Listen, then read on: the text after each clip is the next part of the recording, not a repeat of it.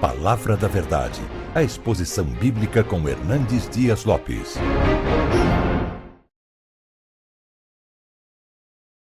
Eu quero compartilhar com vocês hoje o texto que está em Marcos capítulo 4. Marcos capítulo 4, versos 35 a 41. Peço que você abra sua Bíblia comigo e, ao ler o texto, mantenha sua Bíblia aberta para você acompanhar comigo esta exposição. O texto diz o seguinte: naquele dia, sendo já tarde, disse Jesus aos seus discípulos: passemos para outra margem.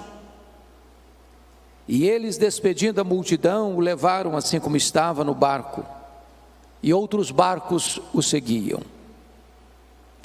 Ora, levantou-se grande temporal de vento, e as ondas se arremessavam contra o barco, de modo que o mesmo já estava a encher-se de água.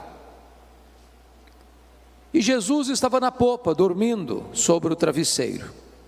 Todos o despertaram e lhe disseram: Mestre,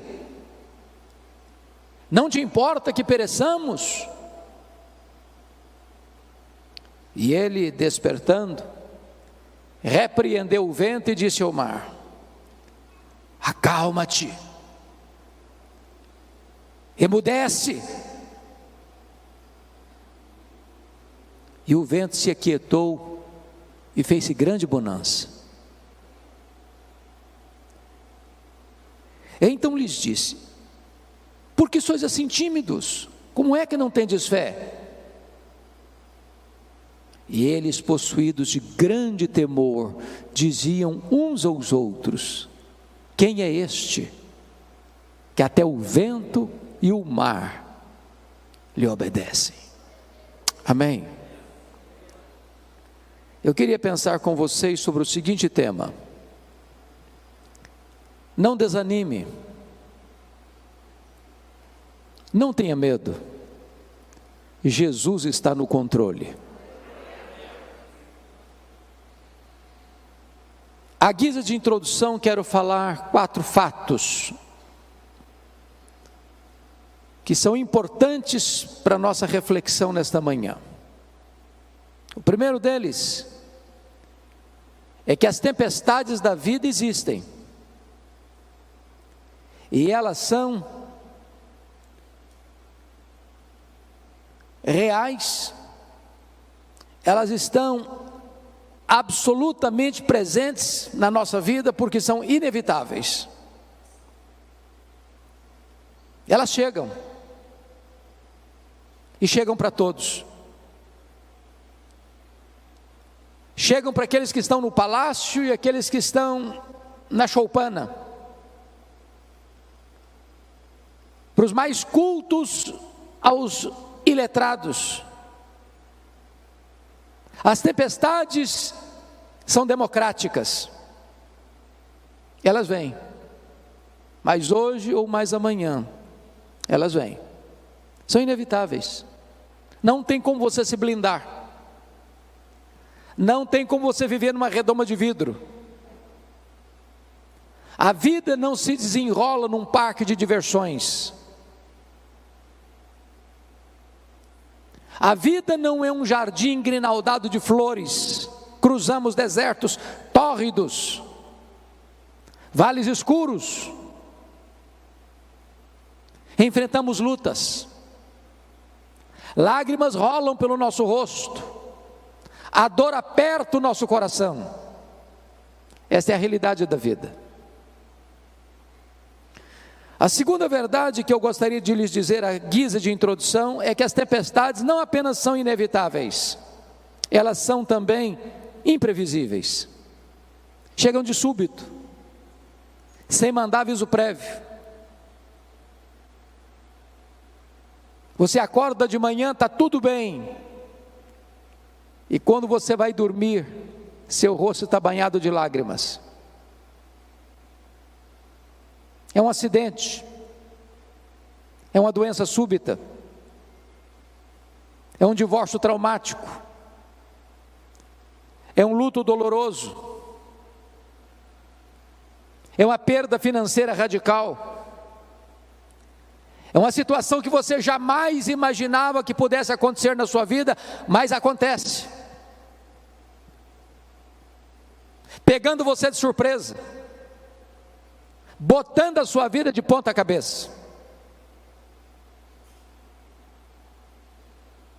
Mas a terceira verdade, ainda na linha da introdução da mensagem, é que as tempestades não são apenas inevitáveis e imprevisíveis. Em terceiro lugar, elas são inadministráveis tantas vezes.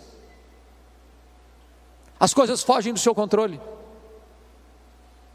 Você quer ir para a direita e o seu barco é jogado com fúria para a esquerda. Você quer avançar e você recua. Aquilo que parecia tão fácil de resolver, de repente se transforma num monstro na sua vida e você não consegue mais resolver. É um filho criado com todo zelo, que de repente entra na adolescência, se envolve com coisas perigosas, amizades perigosas, se desvia, entra nas drogas,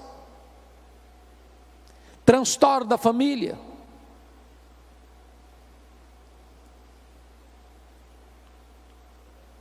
Mas eu quero concluir dizendo que, em último lugar, quarto e último lugar, as tempestades da vida são também pedagógicas. Louvado seja Deus, pedagógicas. Sabe o que significa isso? Tudo que vem à sua vida, por mais carrancuda que seja essa providência, pode isso estar fora do seu controle, mas não está fora do controle de Deus. Deus tem um plano nisso. Deus vai usar essa experiência dolorosa de tempestade, não para destruir você, mas para tonificar as musculaturas da sua alma, não para levar você ao naufrágio, mas para conduzir você a uma experiência mais profunda com Ele.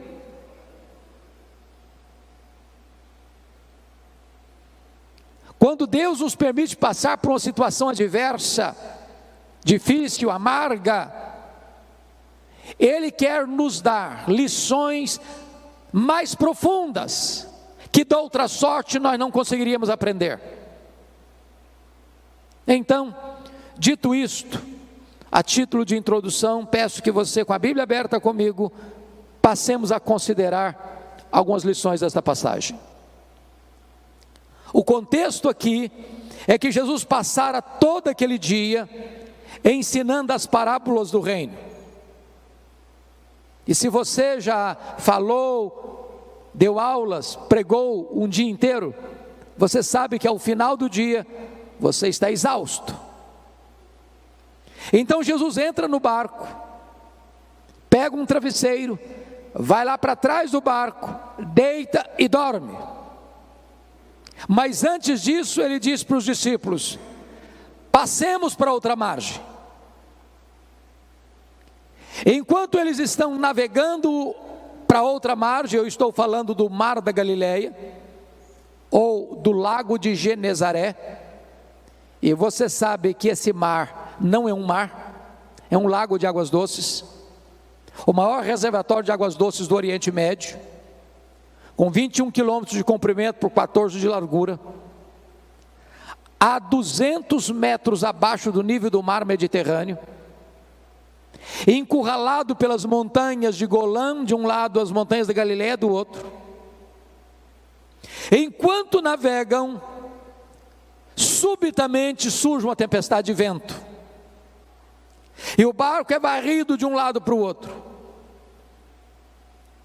E os discípulos inicialmente devem ter pensado: vamos deixar o mestre descansar, nós temos habilidade e capacidade de resolver esse problema. Mas na medida em que eles tentavam resolver o problema, o mar se agigantava, as ondas se tornavam mais furiosas, o barco era sovado com fúria pelo vento tão furioso, estava se enchendo de água, e a morte mostrando para eles a sua carranca.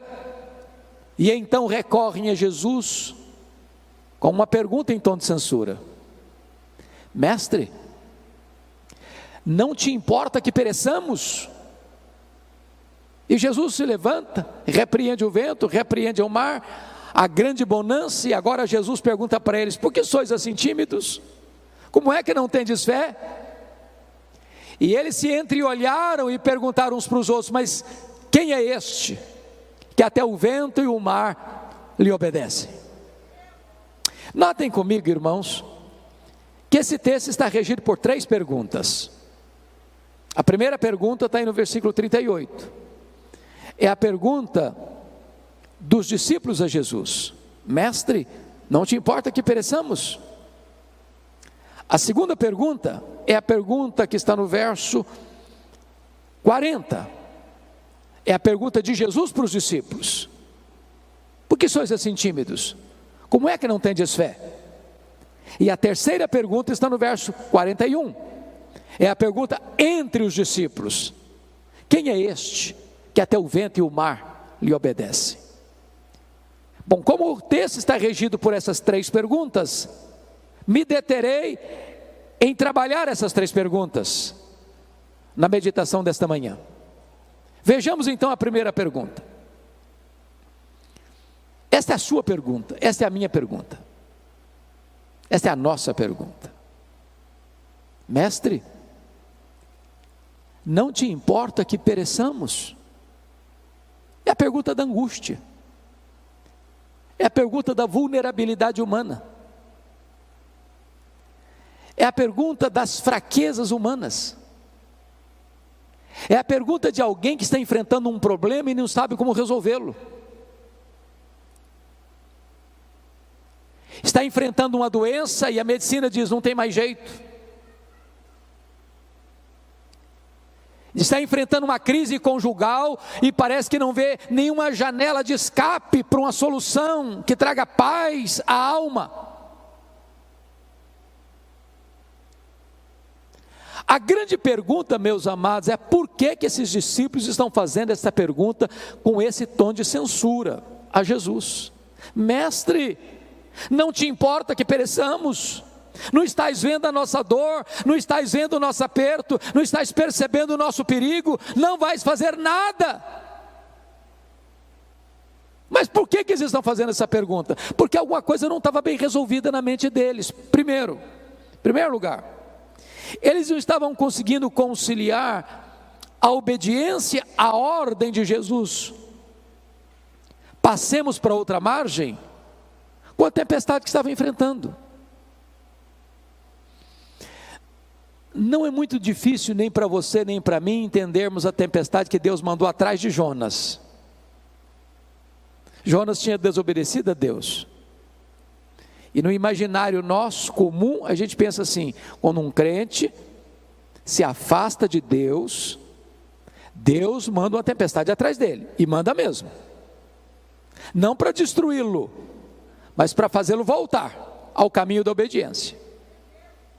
Agora, como é que eu vou entender que eu estou fazendo a vontade de Deus, eu estou andando com Deus, eu estou obedecendo a uma ordem expressa de Jesus, e a tempestade vem?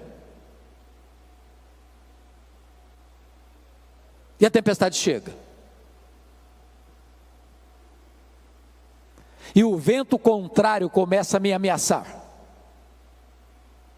Na cabeça deles, isso não estava bem resolvido, porque a nossa expectativa é essa: se eu estou andando com Deus, vai dar tudo certo,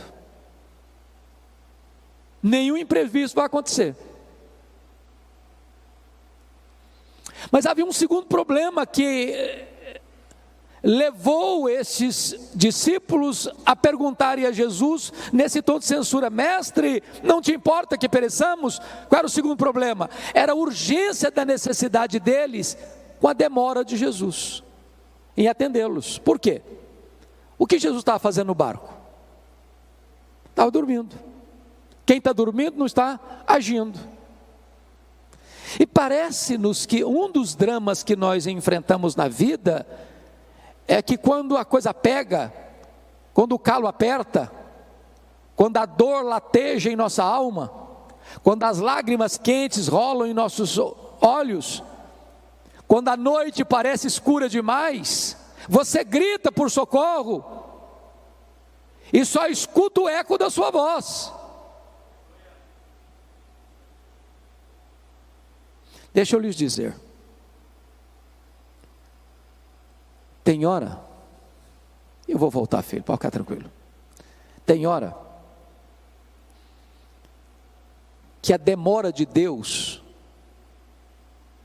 nos aflige mais do que o próprio problema. Eu vou ilustrar. Vocês se lembram da Marta? Quando seu irmão Lázaro ficou doente? Jesus estava a um dia de viagem de Betânia, e Marta manda um recado para Jesus assim: está enfermo aquele a quem amas. A casa dela estava cheia de gente. Talvez as pessoas questionando: ô Marta, será que Jesus vem? Eu falei: ele vem, claro, ele é nosso amigo. E eu, Lázaro, piorando, e Jesus não chega. Aí a pessoa gastou um dia para ir de Betânia, onde Jesus estava. Ao dar o recado, Jesus disse para os seus discípulos assim: o Lázaro morreu. Mas manda um recado para Marta: esta enfermidade não é para a morte, é para a glória de Deus. Quando o emissário retorna no segundo dia, que era um dia para ir, outro dia para voltar, talvez apressadamente já vai dizendo para Marta: ô Marta, Jesus mandou falar para você que esta enfermidade não é para a morte, é para a glória de Deus. Mas o Lázaro já estava morto e sepultado. Olha o nó na cabeça da Marta. Diz a Bíblia que Jesus fica mais 2 dias onde estava. Se o homem gastou um dia para ir, mais 2 dias que fica, 3 dias. No 4º dia é que Jesus vai. Quando Jesus chega lá, o Lázaro está morto e sepultado há 4 dias. E a primeira palavra que Marta falou para Jesus não foi a saudação Shalom. Foi uma palavra de censura: se tu estiveras aqui, meu irmão não teria morrido, o senhor chegou tarde demais, agora não adianta mais. E Jesus: Marta, teu irmão há de ressurgir. Ela diz: eu sei que vai ressurgir no último dia. E Jesus: Marta, eu não fui, eu não serei, eu sou a ressurreição e a vida. Se você crer, Marta, você verá a glória de Deus. Talvez você, meu amado, que está aqui hoje, minha irmã, você está aguardando um milagre de Deus na sua vida, uma resposta às suas orações há anos. Mas o que eu posso dizer para você é que Deus nunca chegou atrasado. Quando Ele parece chegar atrasado, é porque Ele está preparando algo maior e melhor para a sua vida. Mas sabe por que esses discípulos estão angustiados? Tinha uma terceira razão. Primeiro, que eles não conseguiram conciliar a ordem com o problema. Segundo, eles não conseguiam conciliar a urgência da necessidade com a demora. E a terceira razão, eles não conseguiam conciliar a angústia avassaladora com o silêncio de Jesus. Porque se ele está dormindo, ele não só não está trabalhando, mas também não está falando. E eu vou lhes dizer que o silêncio de Deus grita mais alto nos nossos ouvidos do que o ruído mais barulhento das circunstâncias mais adversas.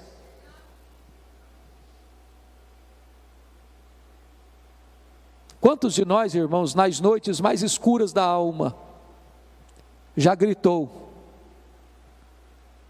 socorro! e parece que a nossa voz ecoa no espaço, e nenhuma resposta chega.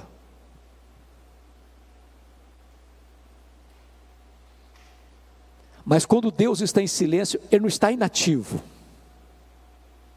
Ele não perdeu o controle, Ele está trabalhando e trabalhando por nós e não contra nós.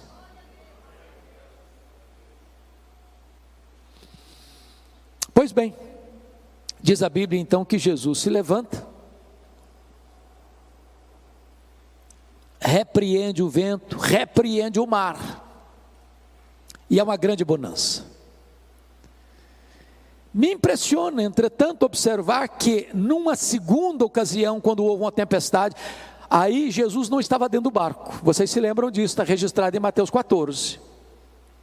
Lá naquela segunda ocasião, Jesus mudou a metodologia. Aqui, primeiro ele acalma o mar e o vento, para depois acalmar os discípulos. Lá na segunda ocasião, primeiro ele acalmou os discípulos, para depois acalmar o mar, dizendo assim para eles: tende bom ânimo, sou eu, não tenham medo. Só então ele acalmou o mar. A pergunta é: por que ele mudou de metodologia? Por uma razão muito simples. O Senhor Jesus sabe que tem hora que a tempestade mais terrível na nossa vida não está do lado de fora, está do lado de dentro. Tem hora que o seu maior problema não é a circunstância, é o sentimento. E Ele, como aquele que nos conhece, sabe quando é que primeiro tem que atender a solução do problema, e em segundo lugar, quando ele tem que atender a solução do problemático. Ele é poderoso nesta manhã para acalmar tanta tempestade que está dentro da sua alma, como a tempestade que está fora de você.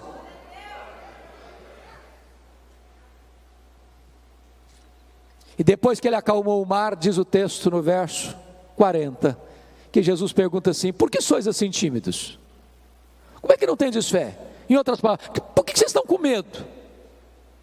Agora, só convido você para se transportar para aquela circunstância, para aquela ocasião, e perguntar assim: se você estivesse lá dentro daquele barco, você estaria com medo?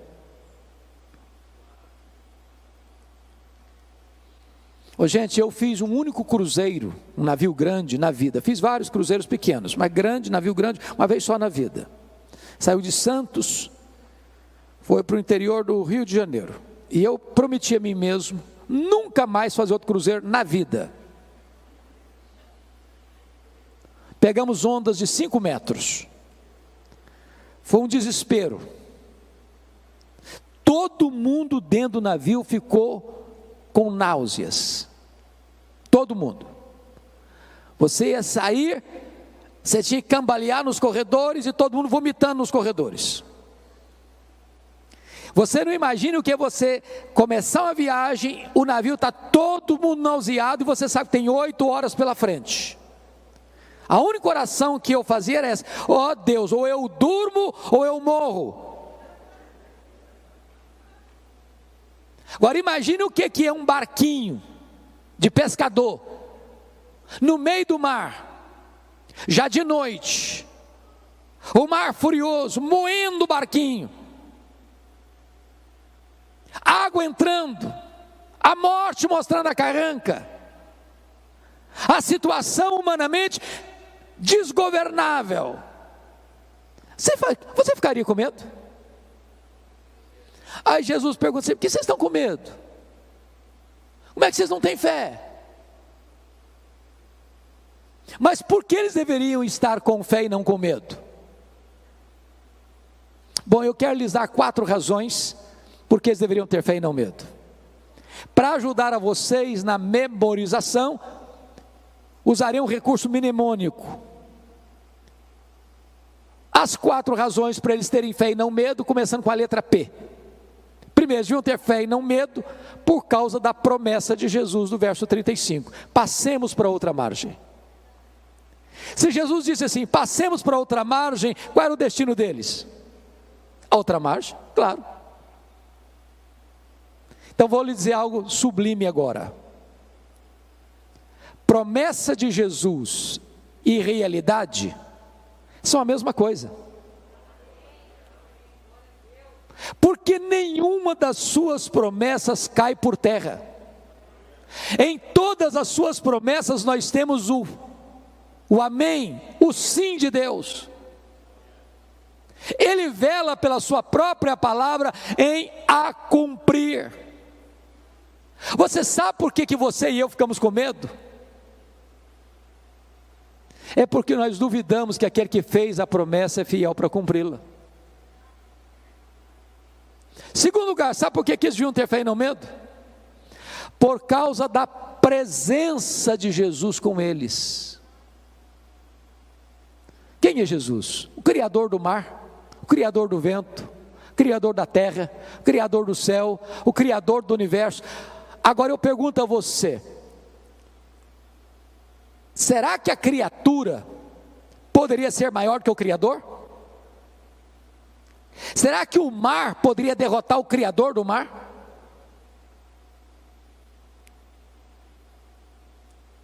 Aquele que criou todas as coisas estava dentro daquele barco. Aquele barco não podia afundar com o Criador do universo, o Filho de Deus. E Jesus prometeu para você e para mim o seguinte: eis que eu estou convosco todos os dias até a consumação dos séculos. Nós não vencemos porque somos fortes, nós vencemos porque o Todo-Poderoso está conosco. Terceiro lugar, sabe por que deviam ter fé e não medo? Primeiro, por causa da promessa. Segundo, por causa da presença. Terceiro, por causa da paz de Jesus. Eu pergunto a vocês, o que Jesus estava fazendo dentro daquele barco? Dormindo. Agora, tem uma pergunta importante a fazer. Ele sabia que a tempestade viria? É óbvio que sim, claro. E se sabia, por que dormiu? Porque sabia que tudo estava sob controle. O que é paz? Paz não é ausência de tempestade. Paz é você saber que apesar da tempestade, tudo está sob controle. Não sob o seu controle, sob o controle de Jesus. Você pode ter paz no vale. Você pode ter paz na tempestade. Mesmo que as rédeas tenham saído das suas mãos, Deus continua com as mãos no leme da sua história. Quarto lugar, por que eles deviam ter fé e não medo? Primeiro, por causa da promessa. Segundo, por causa da presença. Terceiro, por causa da paz. Quarto, por causa do poder de Jesus. É maravilhoso você notar em Marcos que, propositadamente, Marcos reúne ao redor desta passagem 4 episódios que retratam o poder de Jesus. Primeiro nesta, onde ele tem poder sobre as leis da natureza, o vento escuta a sua voz, o mar obedece ao seu comando. Mas notem comigo que em seguida, capítulo 5, ele desembarca do outro lado, na região leste do lago, na região das montanhas de Golã, em território pagão, no território de Gadara, num despenhadeiro, dentro de um cemitério, de noite, quando entre os sepulcros tem um homem gritando, ferindo-se com pedras, louco, furioso, que ninguém podia prendê-lo com algemas.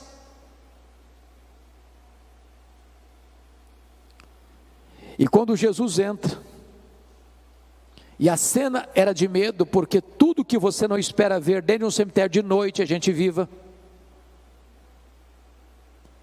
E aquele homem se prostra diante de Jesus.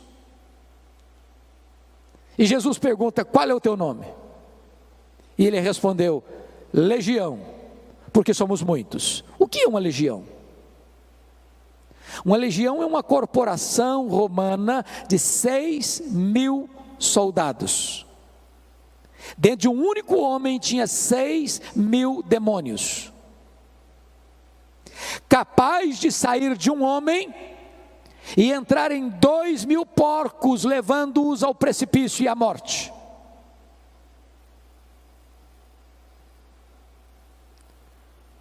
Mas Jesus liberta aquele homem. Jesus transforma aquele homem. Jesus faz daquele homem um missionário, para provar uma coisa para nós: ele tem poder sobre as leis da natureza e ele tem poder sobre os demônios. Me impressiona, pastor Amarildo, nesse texto,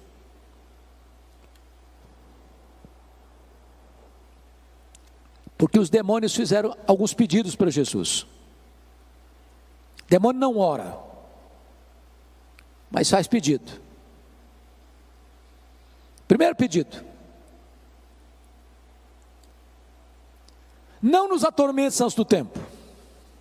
Segundo pedido: não nos mandes para fora do país. Terceiro pedido: mande-nos para essas manadas de porcos. E Jesus atendeu as 3 petições dos demônios. Mas agora que o homem está curado, liberto, ele faz um pedido para Jesus: deixa-me ir contigo. E Jesus não atendeu o pedido do homem salvo e liberto. Jesus diz: não, vai para os teus e conta lá para a tua família o quanto Deus fez por você. Por que Jesus atendeu o pedido dos demônios? Para provar uma coisa. Primeiro, que os demônios não são um mito, uma lenda. Segundo, para mostrar para o mundo inteiro o poder destruidor dos demônios na vida de uma pessoa, capaz de sair de um único homem que era foragido da justiça, ninguém conseguia botar mais a mão nele, ele quebrava a algema, a família tinha enjeitado a ele, a sociedade tinha enjeitado a ele, os vivos tinham enjeitado a ele, vivia entre os mortos.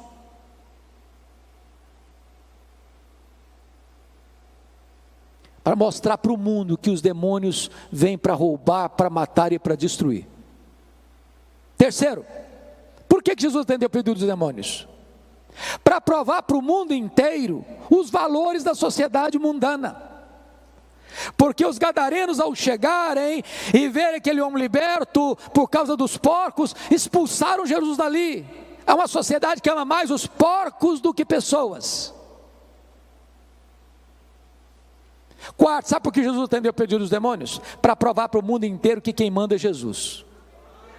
Os demônios ficam se Jesus permitir, os demônios saem se Jesus mandar. Quem domina e tem poder sobre os demônios é Jesus. Quem tem as chaves da morte e do inferno é Jesus.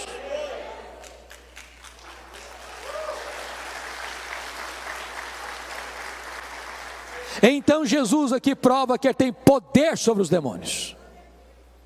Mas quando você segue a leitura em Marcos 5, Jesus demonstra poder, agora não só sobre as naturezas, não só sobre os demônios, mas sobre a enfermidade, porque tem uma mulher hemorrágica, 12 anos esvaindo-se em sangue, a medicina não resolve o seu problema, o seu dinheiro está se acabando com tratamentos que não tiveram qualquer efeito para ela, e ela pensou: se eu apenas tocar na orla das vestes do Senhor Jesus, eu ficarei livre do meu mal. E ela tocou na orla das vestes de Jesus, e a hemorragia estancou-se no mesmo momento. Sabe por quê? Porque Jesus tem poder sobre a natureza, poder sobre os demônios e poder sobre as enfermidades. A última palavra não é da ciência, a última palavra não é da medicina, a última palavra é do Deus vivo, é do Filho de Deus.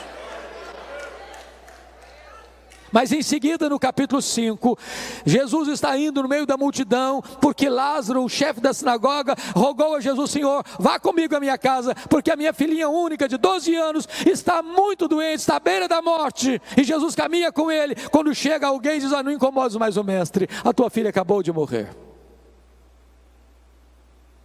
O desespero, a dor, a angústia, filha única. E Jesus olha para ele e diz: não temas, Jairo, crê somente. E Jesus chegou na casa de Jairo, a menina estava ainda estendida na cama, o seu corpo sem vida. Jesus se aproxima e diz: menina, talita cumi, significa: menina, está na hora de acordar, está na hora de levantar. E a morte escuta a voz de Jesus, e a menina ressuscita. Sabe por quê? Porque Jesus tem poder sobre a natureza, tem poder sobre os demônios, tem poder sobre a enfermidade, tem poder sobre a morte. Ele é a ressurreição e a vida. Ele entrou nas entranhas da morte, ele matou a morte, ele ganhou vitória sobre a morte, e ele se levantou com um corpo de glória. E ele promete para você que, se você crer nele, você nunca morrerá eternamente, porque você e eu também teremos um corpo de glória semelhante ao corpo da glória do Senhor Jesus Cristo. E você pode olhar como Paulo para a morte e dizer: onde está a morte, a tua vitória? Onde está a morte, o teu aguilhão? Tragada foi a morte pela vitória. O nosso Senhor tem poder sobre a morte.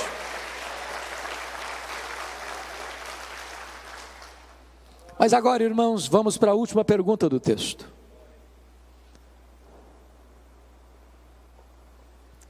Eu fico imaginando o mar se acalmando como uma fera selvagem que precisa ser acalmada, o barco balançando, os discípulos todos molhados, porque o barco já estava se enchendo de água, aquelas jorros d'água batendo no barco, e eles estão completamente tomados de uma santa reverência, perguntando uns para os outros assim: mas quem é este que até o vento e o mar lhe obedecem? Que pergunta emblemática. Quem é este?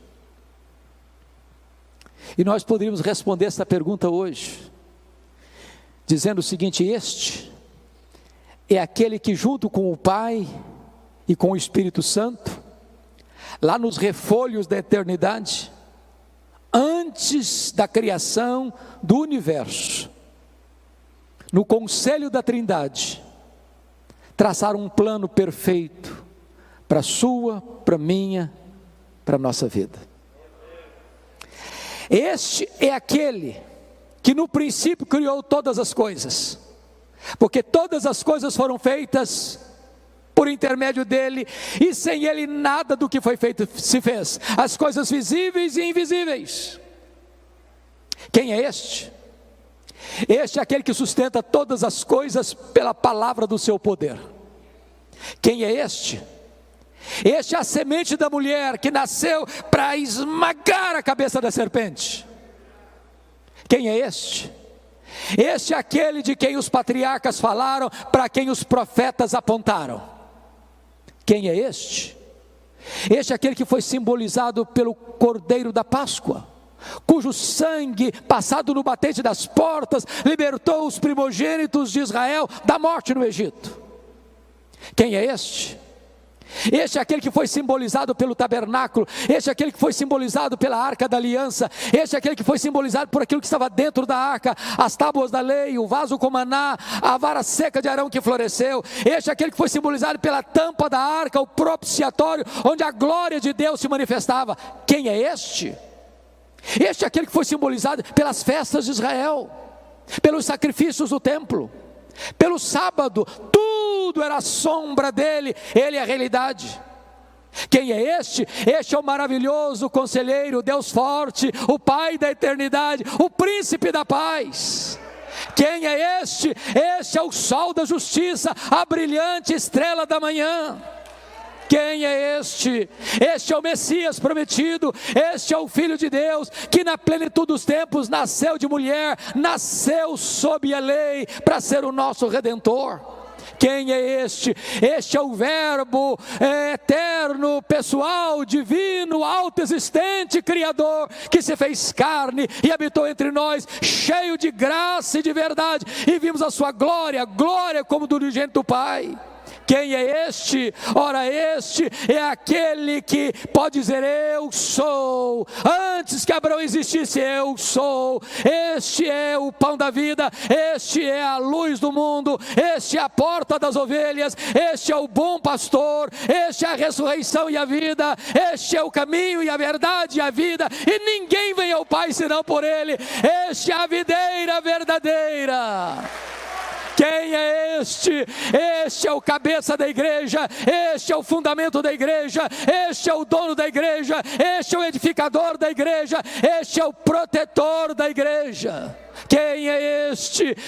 Este é o amado da nossa alma, este é a nossa alegria, este é a nossa herança, este é a nossa paz, este é a nossa justiça, este é o Filho de Deus que desceu da glória e entrou na nossa história e pisou o nosso chão e bebeu a nossa água e chorou a nossa lágrima e sentiu a nossa dor e carregou com os nossos pecados sobre o seu corpo no madeiro. Quem é este?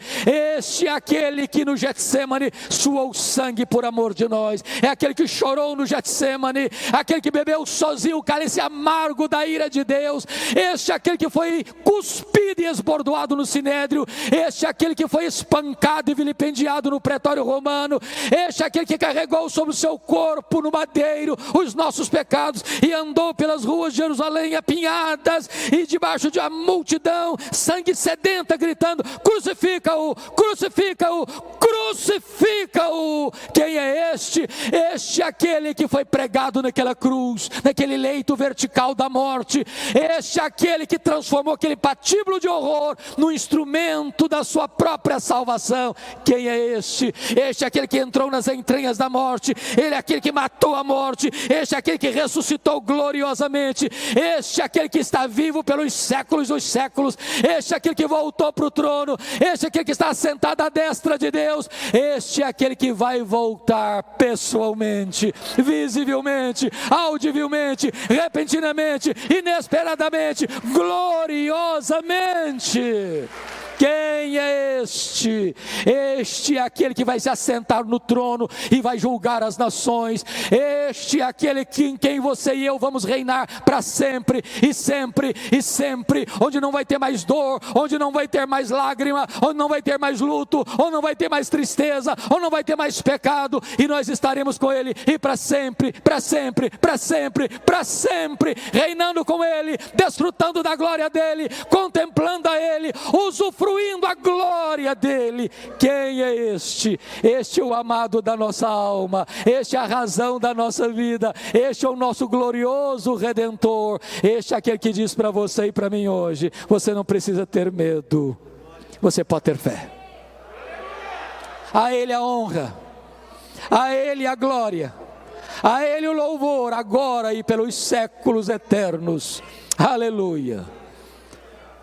Amém.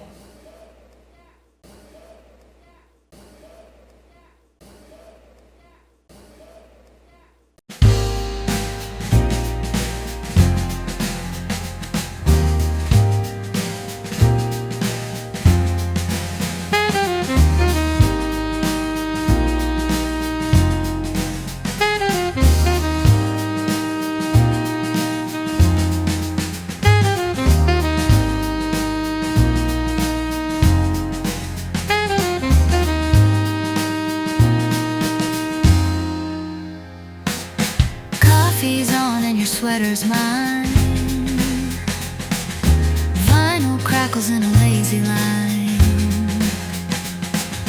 We don't rush and we don't plan. Just your hand in my hand. It's easy on a Sunday, you and me the simple way. No big dreams or